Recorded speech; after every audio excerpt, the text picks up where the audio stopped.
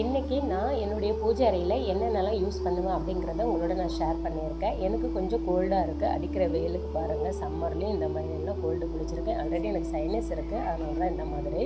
பூஜைக்கு நான் யூஸ் பண்ணக்கூடிய பொருள் எல்லாமே இதுதாங்க.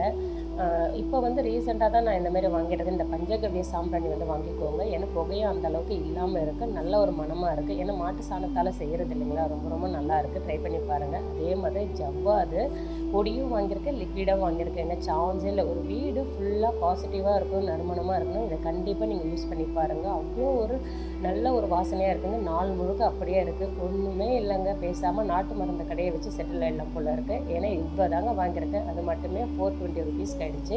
ஏன்னா பயங்கர ரேட்டாக இருக்குது. இதெல்லாம் டெய்லி செலவாகக்கூடிய பொருள் இல்லைங்களா. ஒன்றுமே வாங்கல, ஒரு கேரி பேக்கில் சும்மா கொஞ்சமாக தான் போட்டு கொடுத்தாங்க. அதுவே 420 ருபீஸ்ன்னு சொன்னாங்க. விளக்கு திரி போடுறதுக்கு தனியாக சேல்ஸ் பண்ணிட்டு இருக்காங்க. நானும் வாங்கினேன். எனக்கு அந்த அளவுக்கு ஒன்றும் சாட்டிஸ்ஃபேக்ஷன் இல்லைங்க. உங்களுக்கு எப்படின்னு சொல்லுங்கள்.